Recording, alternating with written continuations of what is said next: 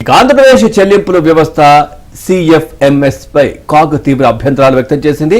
ఈ వ్యవస్థ భద్రతపై సందేహాలు లేవనెత్తింది. చెల్లింపులు, విత్డ్రాలు, ఇతర లావాదేవీలు ఈ వ్యవస్థ ద్వారా సురక్షితం కాదంటూ ఈ వ్యవస్థలోని డొల్లతనాన్ని బయటపెట్టేలా పలు సంఘటనలను ఉదహరించింది. ఆంధ్రప్రదేశ్కు చెందిన అన్ని రాబడులు, చెల్లింపులు CFMS ద్వారా నిర్వహిస్తారు. ప్రభుత్వ అకౌంట్లను ఆడిట్ చేయడానికి కాగ్ ఈ వ్యవస్థలోని సమాచారంపై ఆధారపడుతుంది. ఈ వ్యవస్థ ద్వారా జరిగే లావాదేవీల సమగ్రత, విశ్వసనీయత కీలకమని భావించి వీటిపై కాగ్ అధ్యయనం చేసి నివ్వెరబోయే వాస్తవాలను బయటపెట్టింది.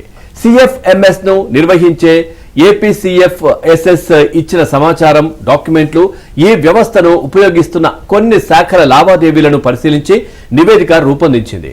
CFMS ఎంతవరకు భద్రం, ఈ వ్యవస్థను కొనసాగించాల్సిన ఆవశ్యకత ఏంటన్న ప్రశ్నలకు రాష్ట్ర ఆర్థిక శాఖ కానీ APCFSS కానీ సమాచారం అందించలేదని కాగ్ ఆ నివేదికలో పేర్కొంది. CFMS బిల్లుల చెల్లింపులు చేస్తున్నారు, కానీ ఈ వ్యవస్థలో నకిలీ బిల్లులు గుర్తించేందుకు అవకాశం లేదు. ఈ లోపం వల్ల 2018 ఏప్రిల్ నుంచి 2021 సెప్టెంబర్ వరకు 141,917 నకిలీ బిల్లుల కోసం 968 కోట్లు చెల్లించడంతో తీవ్ర నష్టం జరిగింది. వీటిని తిరిగి వసూలు చేయడం కోసం ప్రభుత్వానికి కాగ్ సూచనలు చేసింది.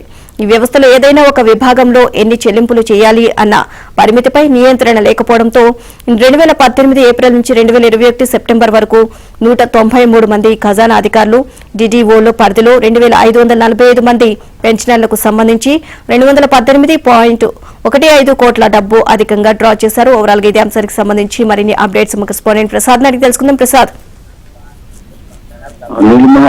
రాష్ట్ర ప్రభుత్వం నిర్వహించే CFMS కు సంబంధించి మొత్తం లోపాలు ఉన్నట్టు కాగుని గుర్తించింది. దీనికి సంబంధించి ఇప్పుడు తీవ్ర అభ్యంతరాలు వ్యక్తం చేస్తున్న నివేదిక రూపొందించింది.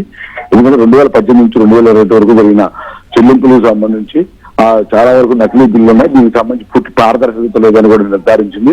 దాదాపు 968 కోట్ల రూపాయలు ఈ నకిలీ బిల్లుల ద్వారా ఈ 3 ఏళ్లలో చెల్లింపులు కూడా జరిగాయని చెప్పి ఆధారాలతో సహా స్పష్టంగా పేర్కొంది.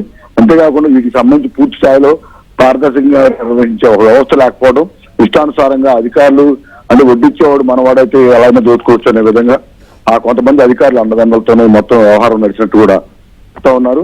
లేదా ప్రభుత్వం అంటే పూర్తిగా ప్రజలకు జవాబుదారీతనంగా ఉండాలి. ప్రతి బిల్లు కూడా పూర్తిగా ఆధారాలతో సహా ఉన్నప్పుడే చెల్లింపులు జరపాల్సి ఉంది. కానీ ఇష్టానుసారంగా ఎవరి దాన్ని పెట్టుకోవడం 2018, 19, 2020, 2021 సెప్టెంబర్ అంటే దాదాపుగా ఈ 4 ఏళ్లలో కూడా ఈ 968 కోట్ల రూపాయలు స్వాహా చేసినట్టు కూడా చెప్తా ఉన్నారు.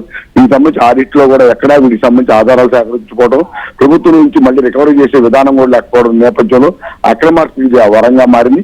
ఈ నేపథ్యంలోనే అడ్డగోలుగా ఇష్టానుసారంగా బిల్లు పెట్టి నకిలీ బిల్లు పెట్టి డబ్బులు చెల్లించుకున్నారు. ఇందులో గత పాలకులు కావచ్చు, కొంతమంది అధికారులు పాత్ర కూడా ఉన్నట్టుగా నిర్ధారించారు. ఈ పరిణామాల నేపథ్యంలో వీటిపై మరోసారి ప్రభుత్వం పునరాలోచన చేయాల్సి ఉంది. వాళ్ళు బిల్లులు ఏ విధంగా పెట్టాలి, అదేవిధంగా ఏ విధంగా మంజూరు చేయాలి, కేటాయింపులకు సంబంధించి కూడా ఒక స్పష్టమైన విధానాన్ని అయితే అమలు చేయాల్సి ఉందని కూడా అభిప్రాయపడతా ఉన్నారు. దీనికి సంబంధించి ఇప్పుడైనా కాగ్ నివేదిక తర్వాత ప్రభుత్వం వెంటనే స్పందించి మొత్తం ఈ CFMS లోపాలకు సంబంధించి అదేవిధంగా ఇప్పటి వరకు జరిగిన అవినీతికి సంబంధించి కూడా పూర్తి స్థాయిలో విచారణ చేసి ఎవరైతే పాత్రదారులు చూస్తున్నారో వారిపై చర్యలు తీసుకోవడంతో పాటు మరోసారి ఇటువంటి లోపాలు సరిచేసి ఎక్కడ కూడా ఇలా ప్రజాధనాన్ని దుర్వినియోగం కాకుండా అక్రమాలకు పరం కాకుండా కూడా ప్రత్యేకమైన చర్యలు తీసుకోవాలని కూడా నివేదికలో పొందుపరిచింది. దీనికి సంబంధించి ప్రభుత్వం ఇప్పుడు ఆలోచన చేస్తా ఉంటే ఏ విధంగా వీటిపై చర్యలు తీసుకోవాలనే అంశాలపై కూడా త్వరలో దీనికి ఒక పద్ధతి వచ్చే అవకాశం ఉంది.